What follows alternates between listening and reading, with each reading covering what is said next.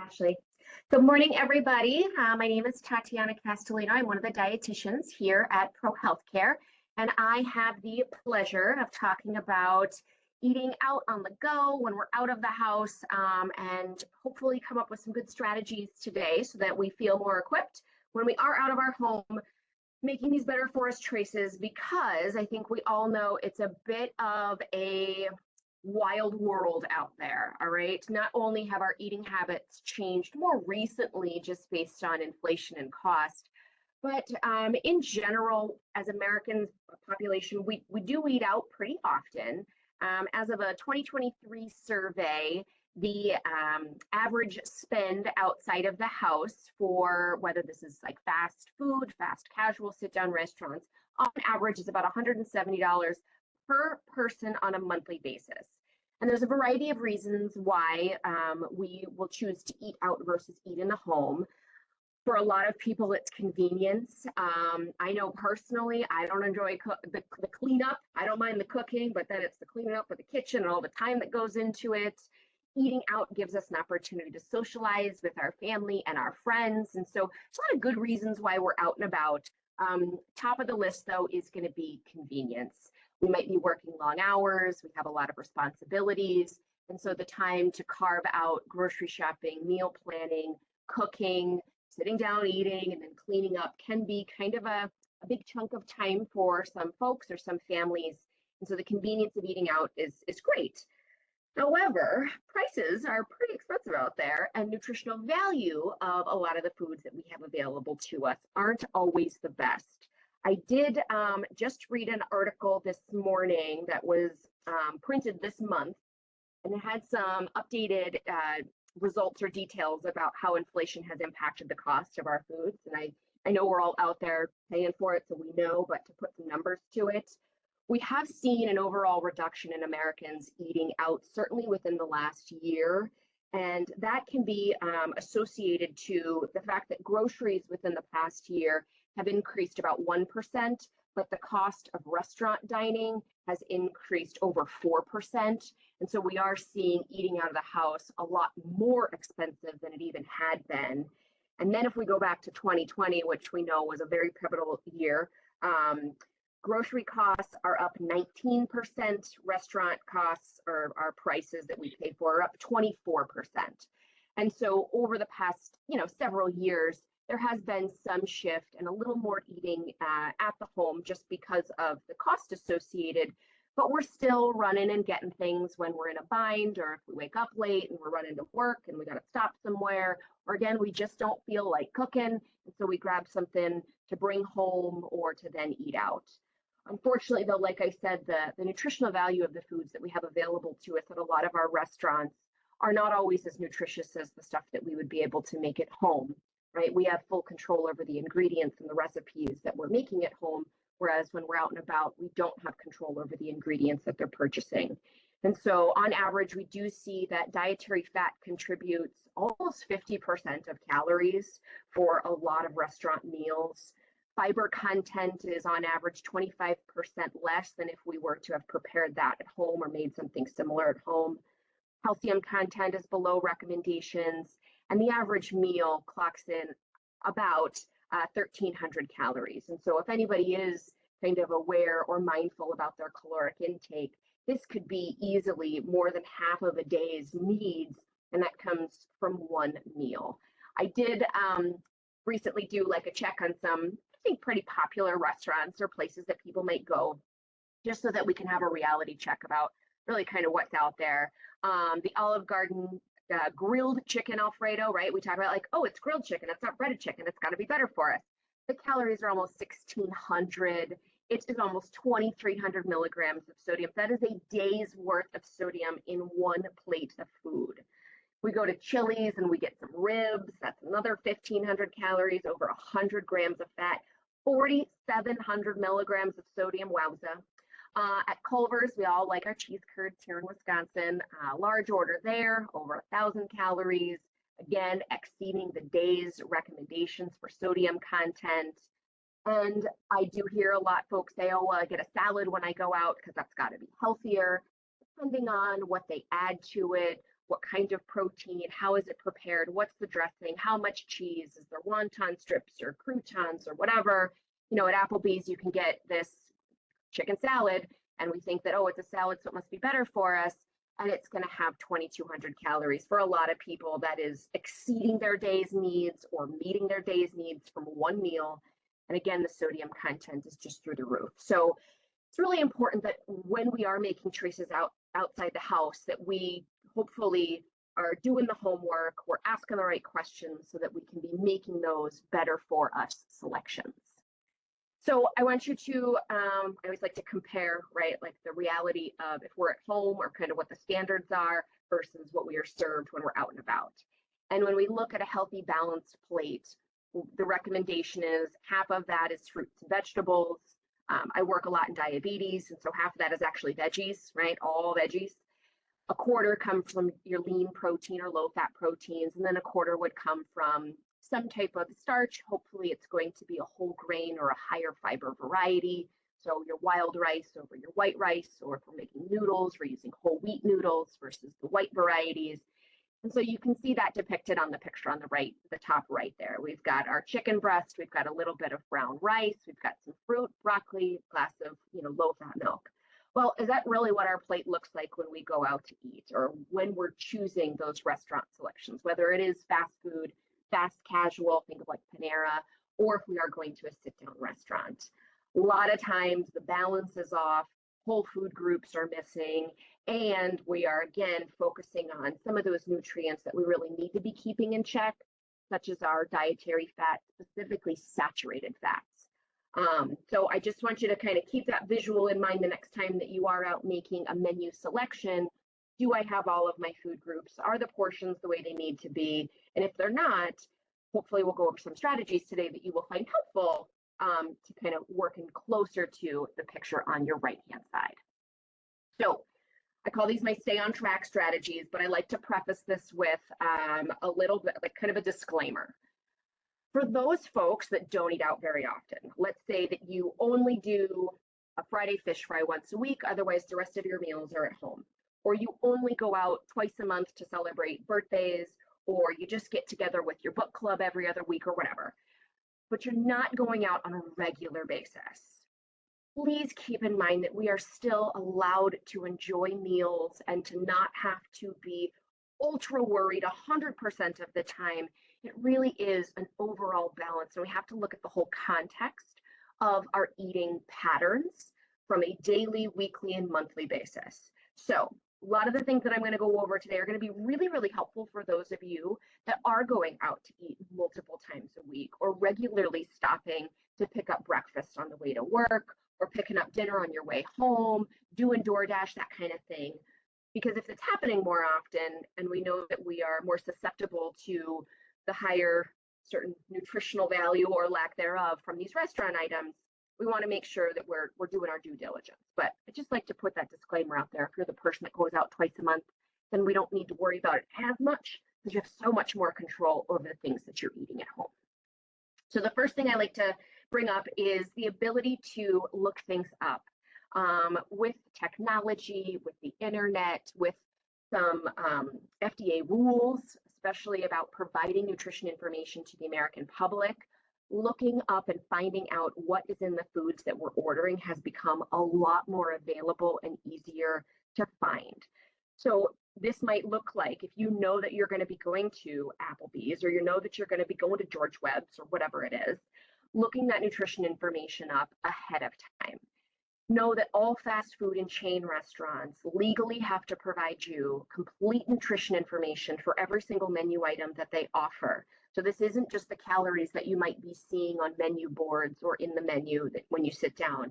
This is carbs and sodiums and fat and all the things that might be important to you.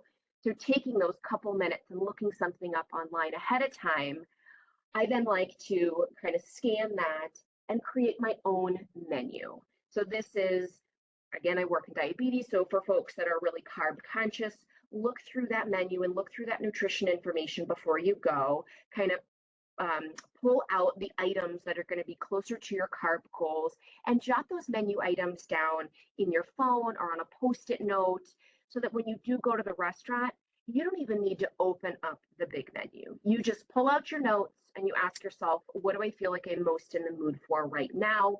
Because I've already parsed out the 3 or 5 menu items that I know are going to fit the bill.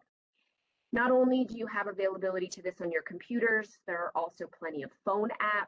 The Calorie King book, website, and free app is a really helpful resource to looking up these menu items and looking up these specific ingredients or menu selections so that you can figure out what is going to be right to meet your unique nutritional considerations. If you're somebody that's really watching sodium, that information is available for every single menu item. So make sure that you're doing that kind of homework so that you go in feeling more equipped. Like I had mentioned, some places are now offering us a little more transparency just right on the menu, whether that's on the menu board, I think like Panera, right? Or if we sit down to an Applebee's and we open up a menu, right there in the book, they're going to give you caloric values for each of those menu items. Please keep in mind that those numbers really, for the most part, are focused on calories.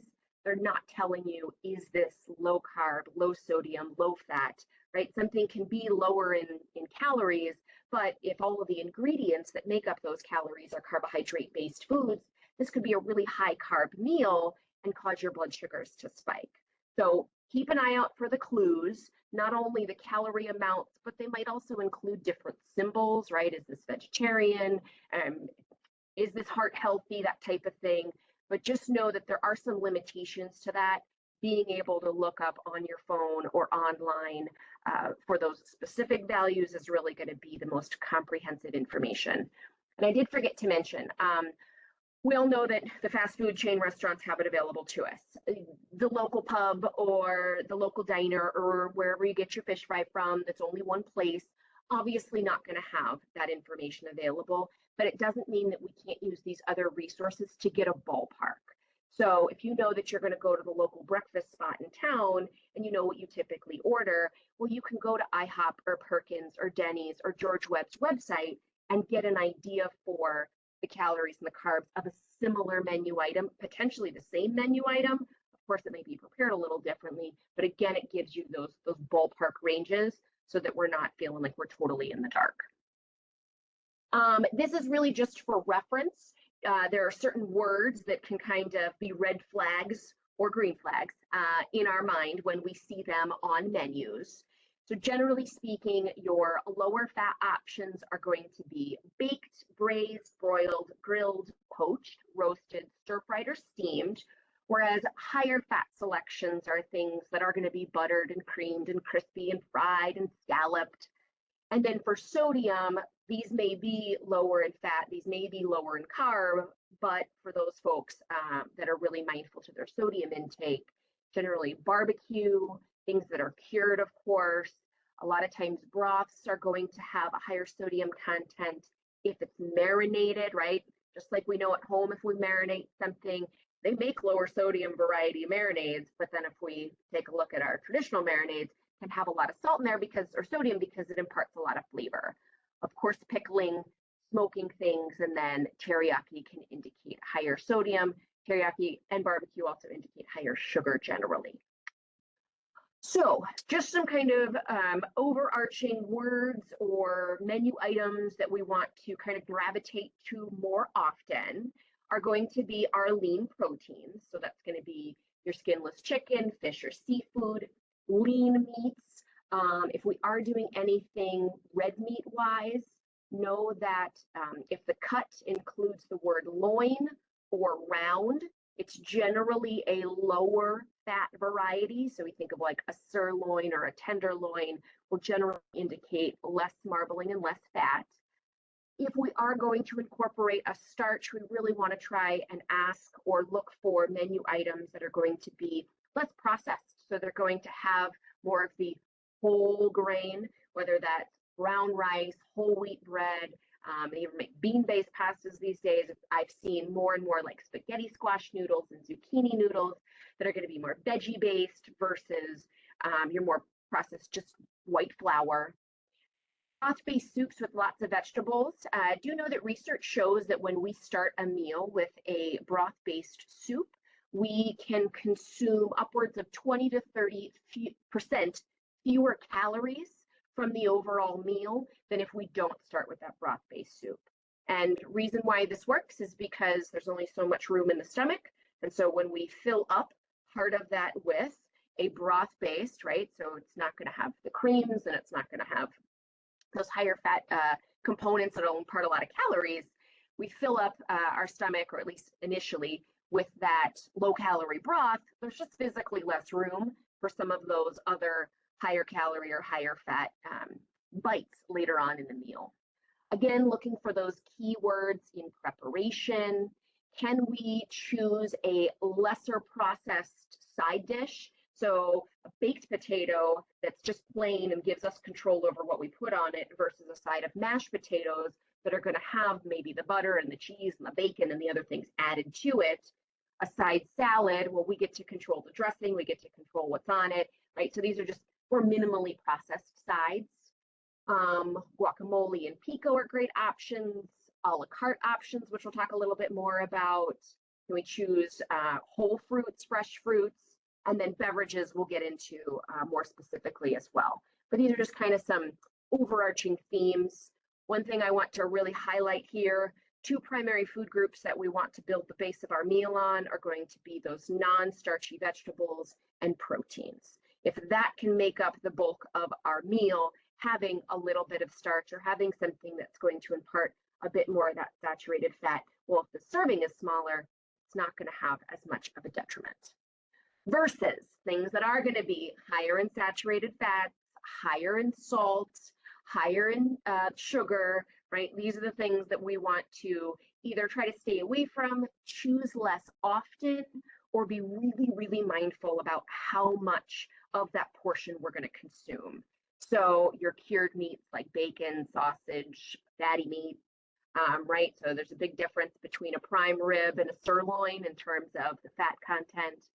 Those white or more processed grains, cream-based soups versus the broth-based, French fries instead of, a whole baked potato where we can eat the skin and it hasn't been deep fried. Your black beans or pinto beans versus refried beans are going to have a lot less fat in them versus the refried that of course does. Those higher fat sauces, those salty sauces.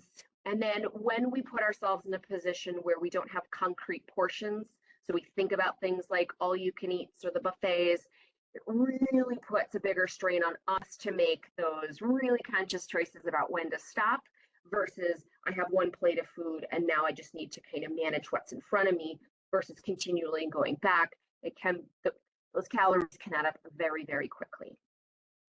All right, so we want to make sure that we're using our words. I think that this has become so much more widely accepted than it was in the past in terms of asking for something that you want, whether that's asking for a substitution, asking about how something is prepared.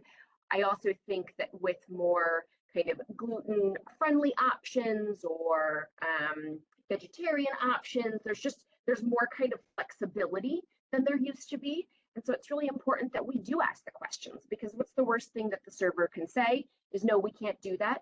Okay, we tried, right? So it's asking how certain ingredients are prepared. Can you tell me more about this item? Are we using butter? Are we using oil? Is it possible, right, to make that substitution or swap? Ask.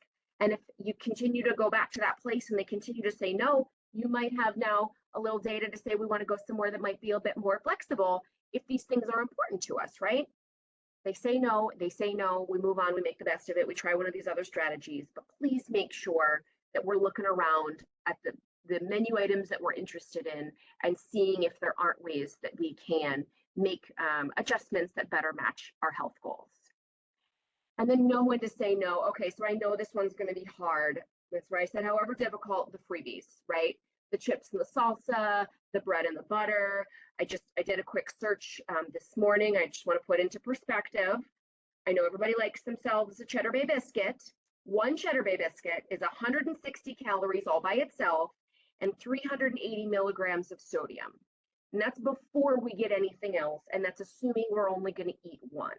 right? For somebody that is trying to lose weight or somebody that's needing to watch their sodium or their carbs or whatever, if we start the meal with one or two of those, arguably that could be a whole meal's worth of calories or carbs, depending on your goals, right?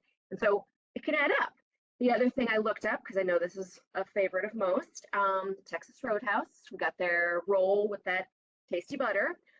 One roll with butter is on average 230 calories, 28 grams of carbohydrates, and almost 300 milligrams of sodium. So again, for those that are carb counting, one roll with butter might be half of your carbs at that meal before you get anything else. So the freebies can add up really, really quickly.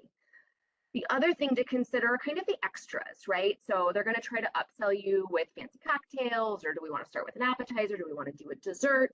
As much as possible that we kind of skip these and just focus on the entree.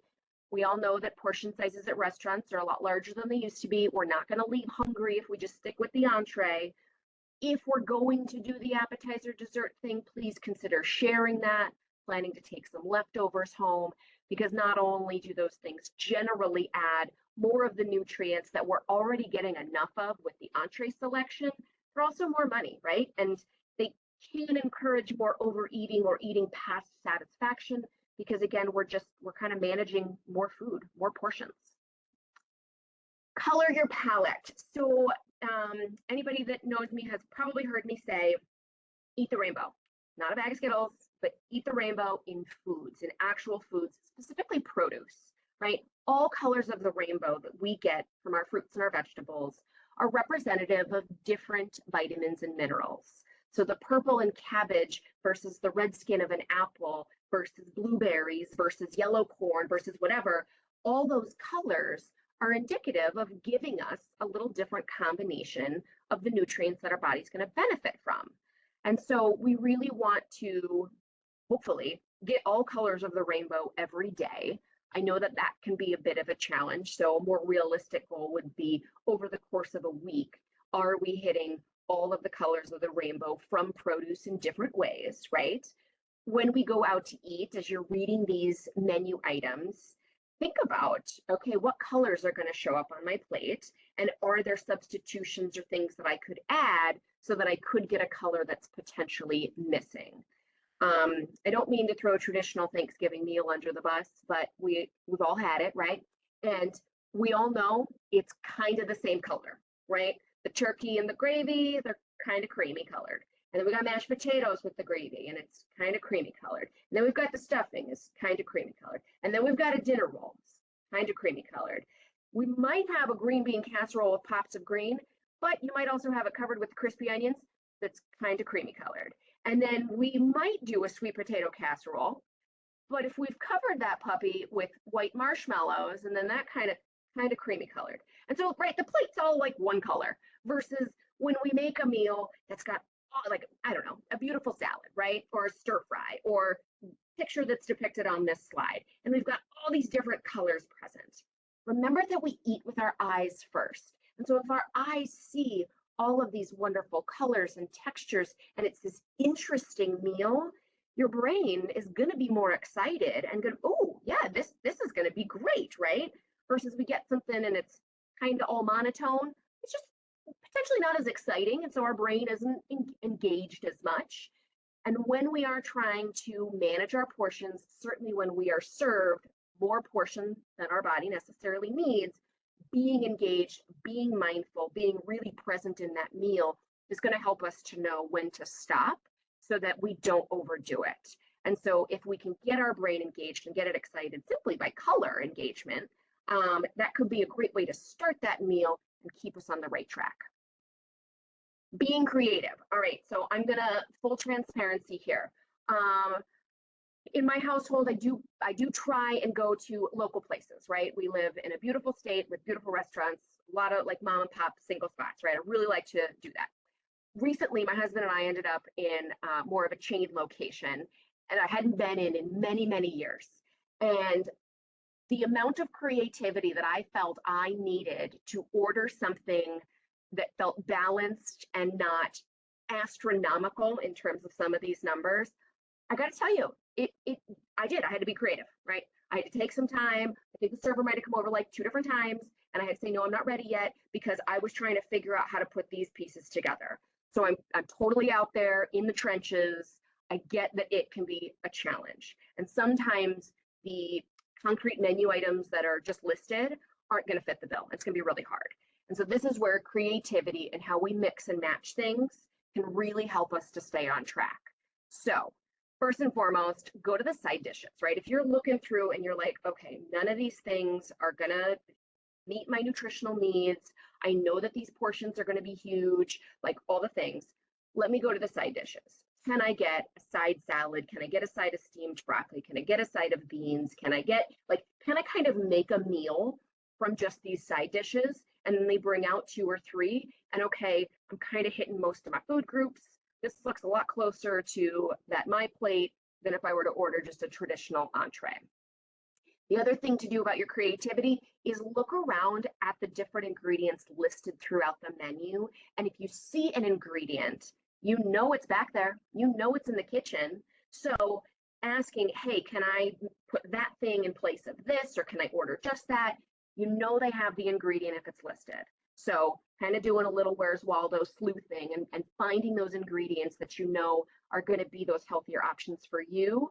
And then this is where, again, we use our words and we ask. Now, this may be a little tougher at some of our more fast food or drive-through locations. So the first thing I like to encourage you to do, it's actually a rule in my household, drive-throughs not permitted. If we want to go somewhere that's got a drive-through, we are parking and we are walking in. We're going to take those couple extra steps. And let's get real, when you do that, it actually goes a lot faster than if you sat in the drive-through, right? We've all seen the Starbucks lines in the morning, and we've seen their parking lots empty. I promise you, when you go inside, it goes a lot faster than the drive-through. So if we take a couple steps inside, we now have the opportunity to more comfortably engage in this kind of back and forth or creative language versus having to talk through a box. Might feel a little more uncomfortable or confusing.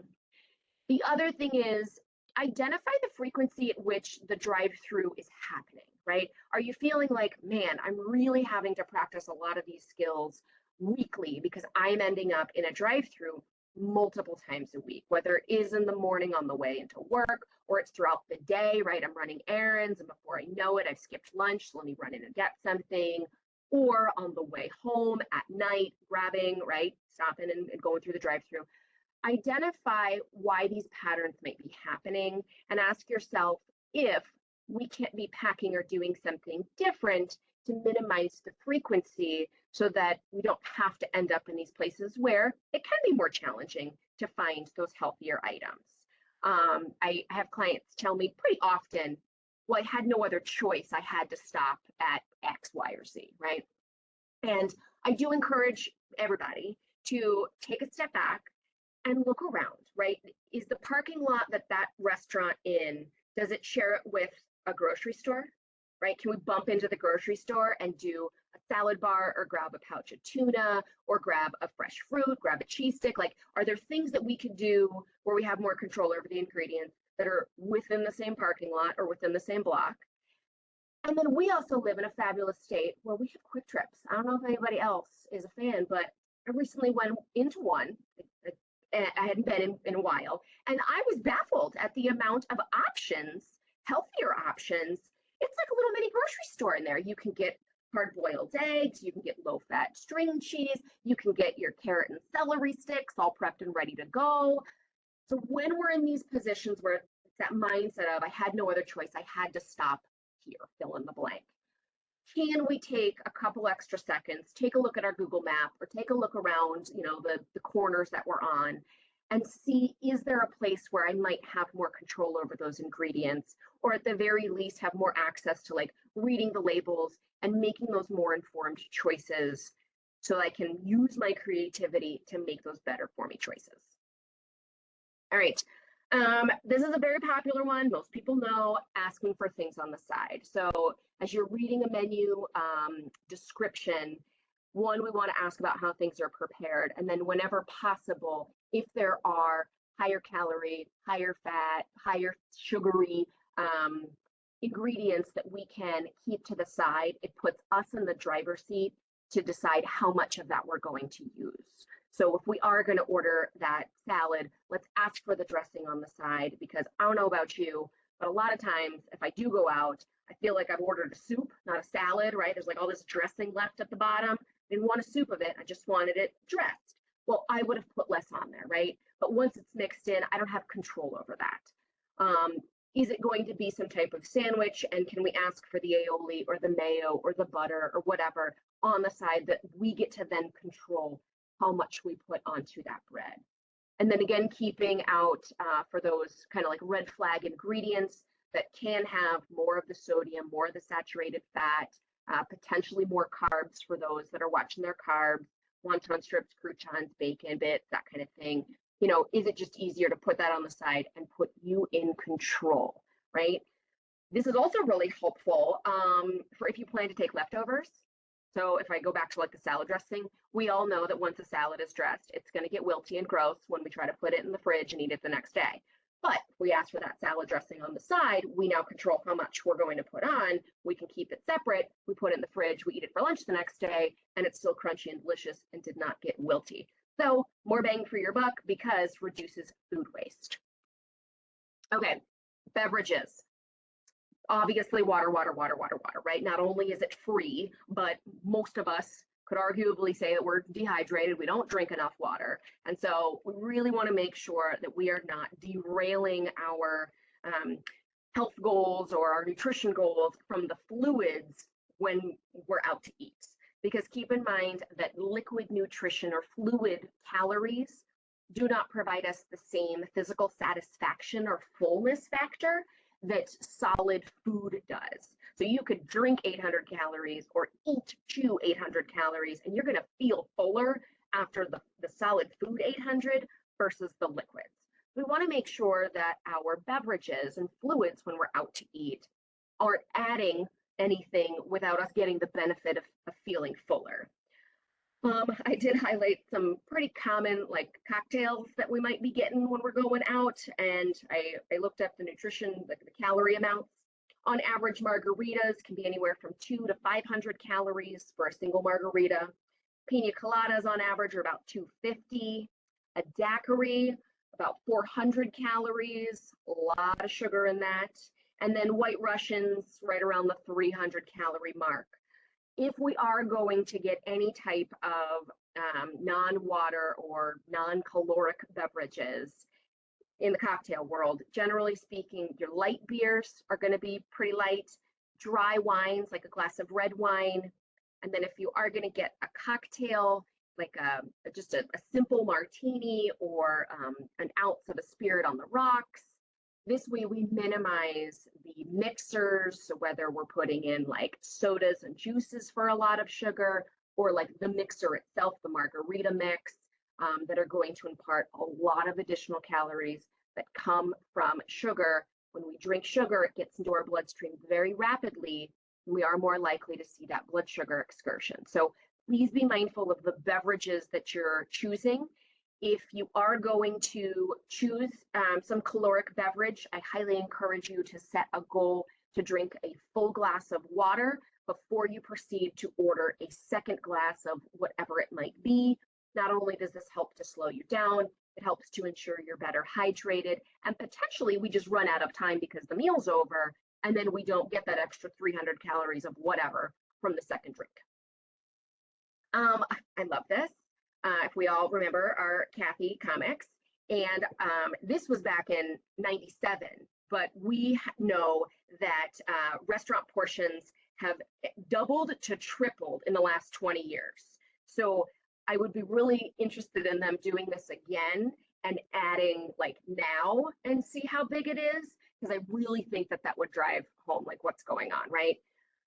And we can just see that in general, our foods have just gotten larger. Like I said, portions just within the last 20 years have doubled or tripled depending on the restaurant. So when we are going out to eat, please pause and realize, look down at what you're served and do a reality check on how would this compare to if I were at home?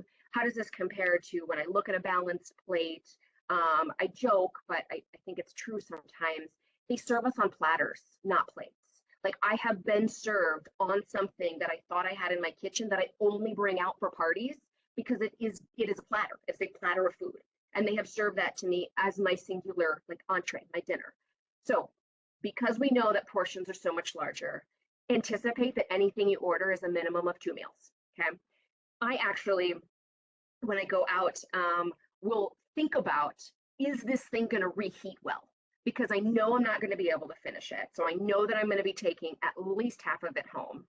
Is this going to reheat well? And how am I going to do it? Do I do it on a skillet? Am I going to do it in my toaster oven? Like, and if I can't come up with how I'm going to do it, I'm probably not going to order that thing because, again, food waste. We all know how expensive food is. And I don't want to feel like, oh, I have to eat this to get my money's worth if my body doesn't need or want all of that at one time. So know that the portions that we get are more than we need at one time. We can either plan to share with somebody that we're with or set aside half before you start eating. This is more of a psychological benefit because let's all imagine that we ordered a delicious big old cheeseburger and a side of fries, right? Well, if we tell ourselves at the beginning of the meal, okay, I'm only going to eat half of this. I know I only need half. I'm only going to eat half. But then you're eating, you're gabbing, you're talking, and we're not maybe fully paying attention. We're really enjoying what we're eating. We look down, oh, shoot, I only have like 5 bites left. This isn't half. And then our brain says, oh, well, that's not worth it. So let's just finish it, right? By putting half in the box right from the get-go and putting it on the chair next to you or putting it under your seat or whatever, you now can look at your plate and say, I get to eat my plate. I don't have to sit here and portion myself or rationalize with myself or fight with myself if I'm like, oh, just one more fry, just one more, right? I just get to eat what's on my plate and I get to remind myself I get to do it all over again tomorrow with the other half that's sitting waiting to go home. So make sure that we're mindful of portions. Like I mentioned earlier, if we are going to get any of those extras, to plan to split them with folks. I probably should have looked up some of the nutrition information for typical desserts when we're out and about. We know those puppies are big, like a Cheesecake Factory slice of cheesecake. Definitely a shareable portion. Okay, so this again, for your reference, like Ashley mentioned, we are going to send these slides out, so you're going to see these, but I just wanted to call out some common cuisines that we might be eating out at and some of those generally healthier options. So at an Italian restaurant, minestrone soup is going to be a vegetable bean soup. So lots of great fiber, really filling, broth-based, right? So then we get that 20% lower calorie benefit. The salads, mussels, grilled calamari, it does exist. I know traditionally it's fried, but they do make grilled. Cioppino, which is an Italian fish stew, so lots of really good protein. Traditionally, again, a broth, kind of tomato-based soup sauce. Pasta primavera, primavera being a lot of vegetables, so this is very common in the springtime, and we'll get lots of zucchini, asparagus, onions, mushrooms. Anytime, oh, and the chicken cacciatore, just so you know, cacciatore means hunter in Italian, and so this dish is going to be obviously chicken if it's the chicken version, but then we're going to have a lot of vegetables around with that in a tomato sauce. What you can see here, and I mentioned it before, and we're going to continue to see it as we go into different cuisines, 2 primary food groups are going to be protein and vegetables. Now, the protein can come from things like beans or seafood or chicken, any of these lower fat or leaner varieties, and then the veggies. If 25 to 50% of our plate should be vegetables, that means that there's going to need to be plenty of them on the plate to hit that 50 mark, right? So proteins and veggies. If we move into more of a Mexican type restaurant, we've got ceviche, which is going to be raw fish that's going to be cured in like a lime juice, right? So it's really bright and light, and you're going to have the protein and maybe some vegetables in there. Variety of different soup options. A lot of times you're going to have the vegetables, or in this case, black bean soup. You're going to have the high fiber, high protein beans. Guacamole being made from avocados. Fajitas without the tortillas. I've actually seen more and more places offer you lettuce leaves in place of the tortillas. So now you've got this grilled chicken with these grilled vegetables. You've got guacamole. You might have some salsa. You've got some lettuce shreds. And now we can build all of this within a lettuce leaf. You might get some beans on the side. So now you've got this beautifully balanced meal, and then you've got control over the carbs, right? Am I going to put in the rice or am I going to use those tortillas? Generally, corn tortillas are going to have fewer ingredients in their recipe than flour tortillas, but carb-wise, they're kind of similar, so be mindful of the portions there. A burrito bowl versus getting the burrito, you save yourself the calories and the carbohydrates from the large tortilla. Taco salad without the shell. Again, we've got focus on proteins and veg. If we go out for Chinese food, I mean, our considerations here are going to be rice or noodles, right? A lot of carbs. Is the item fried, right? Is the protein fried? Is it breaded in some way? And then, of course, sauces. Sauces not only can have a lot of sodium from potentially using soy sauce, but they also can have a sneaky amount of sugar in them. The sugar is there to balance out the salty flavor to make this delicious sauce.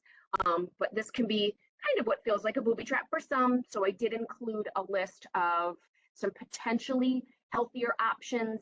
Steamed, the word steamed on Chinese menus is really, really kind of a green flag that we want to look out for. Buddha's Delight is a vegetable forward meal. I've seen more and more places offer alternatives to white rice, so we can get brown rice. I've even seen black rice being offered. If you've never had it before, it's got kind of a nutty flavor. It kind of looks purple, like really dark purple, but is going to have additional nutritional value, right? That color means everything, but potentially a little more fiber, a little more protein, more satisfying. Tofu as a plant-based protein alternative. I've seen this offered a lot on different Chinese menus. And then, like I said, steamed options versus more traditionally it'll be like wok fried or potentially deep fried. All right, fast food. Anytime that we can choose a grilled protein versus fried or breaded, we're obviously saving ourselves calories, fat, carbohydrates. Choose the smallest option, right? They give us the option to like supersize. You want small, medium, large. Consider the kids menu. I can't tell you how many times that I've been out to any type of restaurant and I've ordered from the kids menu. Of course, I've asked if it's allowed. I know I'm not 12. And then when they do that and they say, yeah, that's fine, you know, whatever. And then the meal gets delivered, I'm still baffled because I'm still taking half of this home. And I see some of the issues, right, in our food system that we're just being served so much. Can we ask for an alternative side to the traditional fries, very common in fast food? Culver's is being very popular. Know that you can get a side of steamed broccoli or a side garden salad in place of the French fries. Can we order that balanced salad as our main? Of course, we need to kind of vet them out. We saw earlier how not all salads are created equal, but can we get that salad as the vegetable being the primary base to the meal and then adding the protein on top? Choosing a la carte. So instead of getting a meal where we're going to get this piece, this piece, this piece, this piece, and then we're like, you know, getting 3 meals in one, can we choose, okay, I just want that regular single burger with a side salad, right? It puts you in control by choosing those more a la carte items.